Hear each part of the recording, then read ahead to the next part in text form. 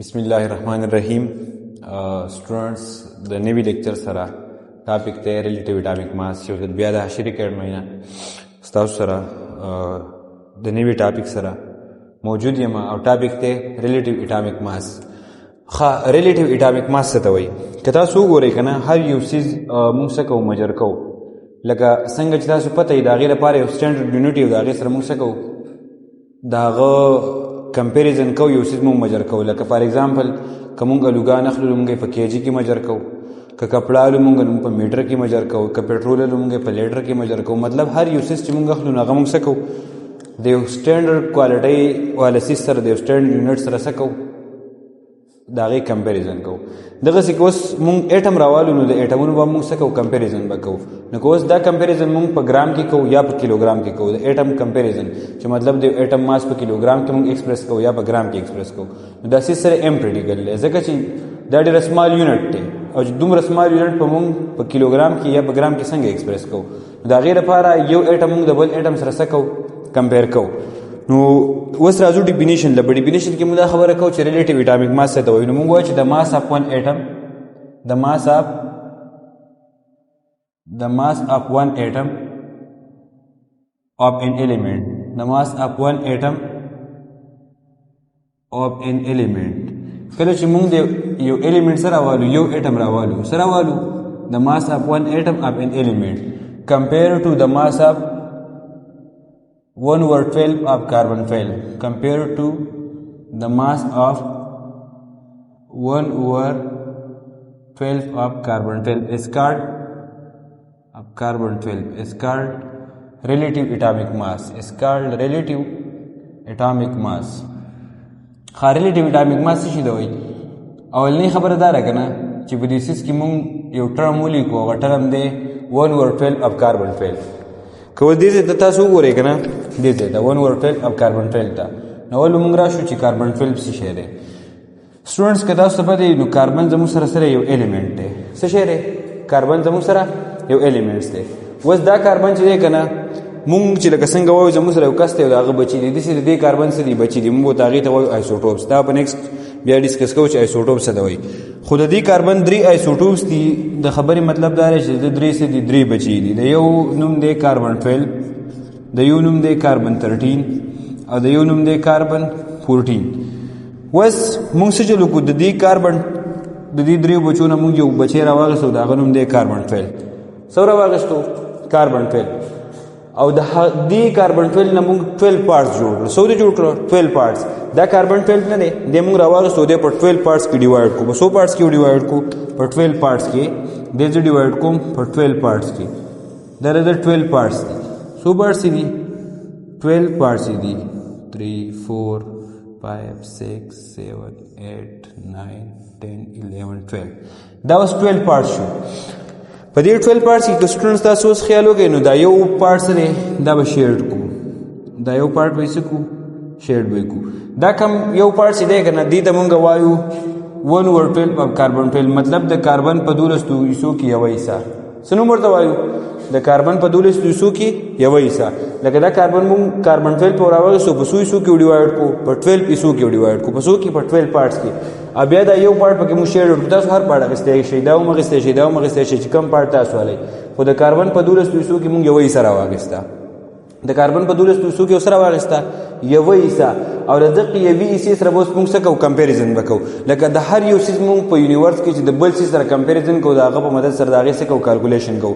لکه مونږ وایو چې یو کس سره ټیلنټډ دی نو دا ټیلنټډ کوم کس چې دی د ده به مونږ کمپیریزن د بل یو کس سره کوو چې او دی د پلانکي په شان سره دا کوالټیز دی به د کوم دی سره لکه دومره ټیلنټډ دی یا سره دومره ټیلنټډ نه دی. دا کوم د ټیلنټ چې کوم موږ څه کوو کوم کمپیریزن کوو نو دی به بل یو کس سره کمپیر کوو ځکه چې د ټیلنټ خو موږ داسې پته نه لګي چې دی ټیلنټډ دی او که نه دی.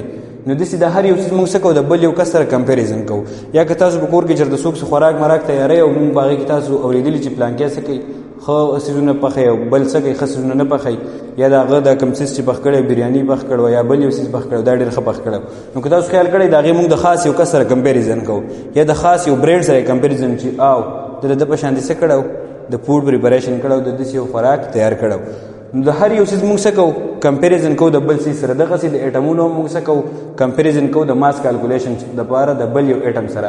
نو چې کله موږ یو ایټم راوالو د یو ایلیمنټ نه، د ایلیمنټ د څه شي نه جوړي؟ تاسو ما په لیکچر کې ویلي د دې نه چې کوم مخکې لیکچر موږ ریکارډ کړی چې ایلیمنټ د ایټم نه جوړي. د څه نه جوړي؟ د مختلف ایټم نه. کله چې یو ایټم بل ایټم بل ایټم د یو بل سره کمباین شي د هغې نه څه جوړېږي؟ ایلیمنټ جوړېږي. نو چې اوس د دغې ایلیمنټ نه موږ یو ایټم راوالو، څه دې راوالو؟ یو ایټم دې راوالو، یو ایټم. او د هغه ایټم کمپیریزن کوو د دې کاربن د 12مې حصې سره. دیس از ته وایي ریلیټیو اټامیک ماس. څه نوم ورته وایي؟ ریلیټیو اټامیک ماس. لکه فار ایگزامپل موږ ځان له یو سکیل والو، دا زموږ سره څه شو؟ یو سکیل شو. او دا سکیل که تاسو اوس ووینئ که نه، د دې په یو سیټ کې به موږ څه والو؟ کاربن 12 په والو. څه به والو؟ کاربن 12. د کاربن د 12مې حصې نه به راوالو په دې ځای کې. مطلب د کاربن د 12 پارټس نه به یو پارټ راوالو په دې ځای کې به کېدو. لکه دا شیډډ پارټ موږ راواغستو په دې ځای کې څه کو کېښودو. یا که تاسو ته نورم د کلیریفیکیشن دپاره به زه داسې وکړم چې دغه سکیل دی او دا سکیل موږ راواغستو په دې ځای کې څه کېښودو؟ د کاربن دا 12مه حصه کېښوده. د کاربن او څه کېښوده؟ دغه 12مه حصه موږ په دې ځای کې کېښوده. څه کېښوده؟ دا کوم 12 پارټ چې د کاربن دی په دې ځای کې موږ څه کو کېښودو. اوس په دې 12مې حصې سره موږ څه کوو؟ د یو ایلیمنټ د یو ایټم کمپیریزن به ورسره کوو. څه به ورسره کوو؟ د یو ایټم د یو ایلیمنټ د یو ایټم کمپیریزن به ورسره کوو. لکه فار ایگزامپل موږ په دې ځای کې اکسیجن ناوستو کېښودو، یا د دې نه به اول ایگزامپل والو چې هایډروجن موږ راوستو په دې ځای کې کېښودو، یا دلته موږ هایډروجن کېښودو. دا دواړه یو څیز دی. نو چې موږ کله وکتل دا سکیل څه بیلنس و، دا سکیل څه بیلنس، مطلب نه دا سایډ ښکته و نه دا سایډ. نو چې سکیل بیلنس و نو د دې خبرې مطلب دا شو چې د هایډروجن اټامیک ماس سره 1 دی. سره 1 د هایډروجن اټامیک ماس سره 1 دی. خو اوس دا 1 موږ د کوم ځای نه ووایو چې د هایډروجن اټامیک ماس 1 دی؟ د آیډیا موږ تر کوم ځای نه راغله؟ نو که تاسو په دې ځای کې خیال وکړئ که نه، دا موږ راغستی یو ایټم. کوم ایټم مو راغستی؟ تاسو ته وایي چې کاربن یو ایلیمنټ دی، د هغه 3 آیسوټوپس دي، کاربن 12 کاربن 13 کاربن 14. د هغې نه بیا موږ یو ایټم راغستی دی، د هغې نوم دی کاربن 12. کاربن 12 مې په څو پارټس کې ډیوایډ کړی دی؟ په 12 پارټس کې مې ډیوایډ کړی. د 12 پارټس نه مې څه راغستی؟ یو پارټ مې راغستی دی. اوس که دې 12 پارټس ته تاسو وګورئ دا د چا پارټس دي؟ د کاربن 12 پارټس دي که نه؟ ایټم دی. د ایټم ماس ته ما پر ورڅه ویلو اټامیک ماس. نو اوس د دې څیز به ماس یي که نه وی؟ یي به که نه؟ دا د کاربن 12 سره دا کاربن 12 دی، ټوټل کاربن 12 دی، د دې ایټم به ماس یي. بیا د دې د 12مې حصې به هم ماس یي. ماس به یي که نه وی؟ نو د کاربن دا کومه 12مه حصه چې ده که نه، د دې ماس ته زه وایم اټامیک ماس یونټ.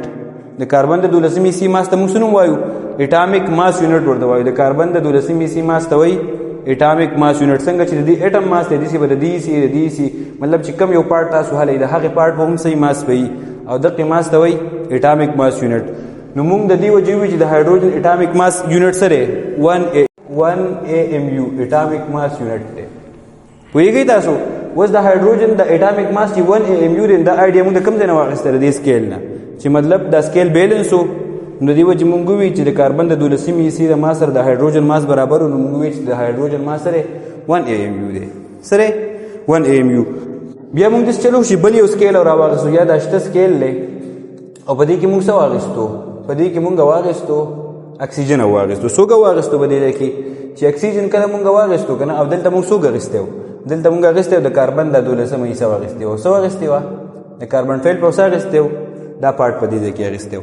او دې سایډ ته مونږ اکسیجن واخیستو. چې کله مونږ وکتل نو دا سکیل څه و؟ انبیلنس و. دا سایډ یې په ښکته روان و، هغه سایډ یې څه و؟ په بره روان و. پوهېږئ تاسو؟ نو چې کله مونږ وکتل چې دا سایډ په ښکته راځي دا سایډ په بر راځي، نو مونږ څه چلو کړو؟ دلته د کاربن دا 12مه حصه چې و دا دوباره کېښوده، 3 بارې 4 پیرې 5 پیرې. چې کله مونږ 16 پیرې، څو پیرې؟ 14 پیرې دلته د کاربن د 12مه حصه کېښوده که نه؟ څو پیرې؟ 16 ټایم. څو ټایم؟ 16 ټایم. نو مونږ چې وکتل نو دا سکیل څه شو؟ بیا بیلنس شو. په دې کې دا سکیل څه شو؟ دی بیا بیلنس شو. نو چې کله دا سکیل بیلنس شو، نو دې ځای نه مونږ د آیډیا راغله چې د اکسیجن اټامیک ماس څه شی دی؟ د اکسیجن اټامیک ماس دی 16 AMU اټامیک ماس یونټ. د خبرې مطلب دا دی چې د کاربن 12مه کوم چې سره د کاربن 12 چې کومه 12مه سره دا چې 14 پیرې راوالي، دا د یو اکسیجن اټم د ماس برابر ده. مطلب د یو اکسیجن اټم چې څومره ماس دی که نه، نو د هغې 14 پیرې کاربن 12 سره برابر دی. د کاربن 12 دا یې پارټ نه دی، دا یې کوم چې 12 پارټ دی دا یې سره برابر دی. نو دې سیز ته مونږ وایو ریلیټیو اټامیک ماس. چې کله مونږ یو ایټم راوالو، څه راوالو؟ یو ایټم. د یو الیمنټ نه که هغه اوس هر یو الیمنټ دي او د هغې مونږ کمپیریزن کوو د څه سره د کاربن 12 د 12 حصې سره دې سیس ته وایي ریلیټیو اټامیک ماس څه نوم ورته وایي ریلیټیو اټامیک ماس. اوس په دې کې تاسو بل یو اگزامپل هم اخیستی شئ لکه تاسو میګنیشیم اخیستی شئ کیلشیم اخیستی شئ چې په پیریډ کې څومره هم الیمنټ یو د چا هم ماس معلوموي په کومه طریقه باندې معلومیږي په دې طریقه معلومیږي مطلب یو الیمنټ هم کمپیر کوو د څه سره د کاربن 12 د 12 حصې سره نو دې سیس ته وایي ریلیټیو اټامیک ماس. پوه شوئ تاسو اوس په دې سیس کې یوه خبره بله پاتې شوه او خبره څه ده اټامیک ماس یونټ. اټامیک ماس یونټ څه شي ته وایي نو څنګه که تاسو ته د اټامیک نه لږ ساعت مخکې هم ما ووي د اټامیک ماس یونټ په باره کې چې اټامیک ماس یونټ څه ته وایي د کاربن د 12 حصې چې کوم څه دی ماس دی د کاربن 12 د 12 حصې چې کوم څه دی ماس دی دې سیس ته موږ څه نوم وایو اټامیک ماس یونټ. نو موږ به دلته ولیکو چې د ماس آف 1/12 of carbon 12 څه به ولیکو د ماس آف 1/12 of carbon 12 د کاربن د 12 حصې چې کوم څه دی ماس دی د کاربن 12 is called AMU دې ته وایي اټامیک ماس یونټ ورته وایي. څه نوم ورته وایي is called اټامیک ماس یونټ. اوس اټامیک ماس یونټ تاسو پیژندو دا کاربن دی او دا د 12 سره نو د دې 12 حصې چې کوم ماس دی که نه دې ته څه نوم وایي اټامیک ماس یونټ ورته وایي. څه نوم ورته وایي اټامیک ماس یونټ ورته وایي. د کاربن د 12 حصې ماس دی دا کاربن 12 او دا د 12 سره دا هم 12 ده په دې کې هر یو پارټ سره 12 پارټ دی د کاربن نو دقې د دې سیس د ماس ته وایي اټامیک ماس یونټ ورته وایي. اوس خبره دا وشوه چې ریلیټیو اټامیک ماس خو موږ وپېژنو چې کله موږ یو اټم راوالو د یو الیمنټ نه او هغه کمپیر کړو د کاربن 12 د 12 حصې سره دې سیس ته ریلیټیو اټامیک ماس وایي. خو موږ کاربن ولې رالو پیریډیبل کې خو زموږ سره ډېر شی الیمنټ دي. پوه شوئ تاسو بل یو اټم ولې نه رالو یا بل یو الیمنټ ولې نه رالو چې د هغه نه موږ یو اټم راوالو یا سیسه راوالو د هغې سره څه کوو کمپیریزن کوو. نو اولنۍ خبره به زه تاسو ته وکړم چې د دې نه مخکې مختلف الیمنټ څه شوي دي یوز شوي د څه لپاره د کمپیریزن لپاره لکه خاص کر په هغې کې اکسیجن 16 چې کوم دی څوک اکسیجن 16 پوه شوئ تاسو اکسیجن 16 څه شوی دی یوز شوی دی د څه لپاره د کمپیریزن لپاره. خو ډیو ټو سم ریزن چې د هغه څه آیسوټوپ سټیبل نه یا د آیسوټوپ سټیبلیټي نه وه د دې سیس د لاسه بیا څه وشو د وخت تېرېدو سره سره ساینټسټ راله څه له کاربن له او کاربن یې ولې چوز کو کاربن یې ځکه چوز کو چې د هغې اولنی ریزن څه و اولنی ریزن یې دا و که نه چې د ده څه دي 3 آیسوټوپس دي. اولنۍ خبره څه وه آیسوټوپ ایبنډنس 3 آیسوټوپس دي د کاربن. تاسو ته مالک ساعت مخکې هم وویل چې کاربن 12 13 او 14 بیا په دې 12 13 او 14 د ټول نه زیات ایبنډنس د کاربن سره 12 دی د ټول نه زیات دی بیا موندل کېږي. نو اولنۍ خبره څه شو آیسوټوپس ایبنډنس شو. څه شو آیسوټوپس ایبنډنس چې دی څه کېږي ډېر زیات بیا موندل کېږي په نیچر کې. مطلب چې که ته وګورې نو ښه په اسانه باندې تا ته میلاویږي نو چې په اسانه ته میلاویږي نو کمپیریزن به اساني که نه د یو بل الیمنټ سره په اسانه باندې څه کېږي کمپیر کېږي به که نه ته په اسانه یو څیز موندی شي نو کمپیریزن یې په اسانه کېږي. نو آیسوټوپس ایبنډنس یې سیواری د خبرې مطلب دا شو چې په دې خپلو 3 واړو وروڼو کې دی د ټول نه زیات بیا موندی کېږي. نو چې زیات بیا موندی کېږي تاسو ما وی چې کاربن څه شو یو بابا شو د هغه 3 زامن دی 12 13 او 14 پوهېږئ تاسو.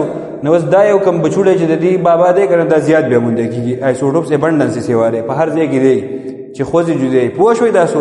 نو دې وجې موږ څه کوو یو آیسوټوپس ایبنډنس شو زموږ سره. دویم دی څه سټیبلیټي اف آیسوټوپ اف کاربن 12 سټیبلیټي اف آیسوټوپ اف کاربن 12 دا کم کاربن 12 آیسوټوپ چې دی که نه دا کاربن 12 آیسوټوپ چې دی بل دی سټیبل دی د په اسانه باندې ریډیو اکټیویټي مطلب دی ریډیو اکټیولی سټیبل دی په اسانه باندې څه کېږي د ده ډیکې نه کېږي ریډیو اکټیولی دی سره سټیبل دی چې سټیبل دی دویمه د سټیبلیټي خبره ده.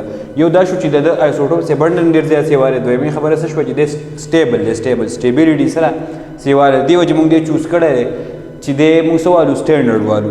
او درېیمه خبره سره کیمیکل پراپرټیز څه کیمیکل پراپرټیز د کاربن نه دی د کاربن کیمیکل پراپرټیز ویل نون دي. ویل نون مین چې خلکو ته د کیمیکل پراپرټیز په باره کې ډېره زیاته څه پته ده یا پته وه نو د دې وجې دې څه کړی سټینډرډ راایستی دی چې کاربن سنګل بانډ جوړوي ډبل بانډ جوړوي ټریپل بانډ جوړوي د دې کیمیکل پراپرټیز خلکو ته پته وه. یو دی څومره ریاکټیو دی که تاسو وګورئ که نه نو دی څه دی په 4 ګروپ کې دی او د ده د پراپرټیانو خلکو ته پته لکه دی څه کولی شي شیرینګ کولی شي د الکترانو سنګل بانډ ډبل بانډ ټریپل بانډ وغیره څه کولی شي جوړولی شي. نو چې دا کوم دی شیرینګ کولی شي او دا بانډ دی جوړولی شي د کیمیکل پراپرټي یعنې څه وي ویل نون وي نو چې ویل نون وي د دې وجې دی څه اخیستی دی سټیبل یې اخیستی دی نو 3 ریزن شو د کاربن 12 د څه د سټینډرډ اخیستو یو آیسوټوپس ابنډنس چې تقریبا په نیچر کې د دغه آیسوټوپس 98.something% څه کېږي بیا موندی کېږي بل د سټیبلیټي شوه چې د دغه آیسوټوپ سره کاربن 12 چې کوم آیسوټوپس دی دا ډېر زیات سټیبل دی او درېیمه شوه کیمیکل پراپرټیز چې د کیمیکل پراپرټي یعنې څه دي ویل نون دي د دې وجې کاربن 12 څه اخیستی و سټینډرډ اخیستی و نو دا لیکچر په څه باندې په ریلیټیو اټامیک ماس باندې او په څه باندې په اټامیک ماس یونټ باندې نو مې بي چې سبب کې نه داسې خو که بیا هم څه وو په یو ځای کې تاسو ته کلیر نه یا د چا څه کوېسچن و نو په کمنټ سیکشن کې تاسو څه کولی شئ خپل کمنټ پرېښودی شئ انشاءالله په ټایم به تاسو ته د هغې انسر میلاویږي او د نیکسټ لیکچره پورې او د الله په امان انشاءالله میلاویږو په یو نوي لیکچر کې د یو نوي جذبې او د یو نوي انسپریشن سره سی یو تھینک یو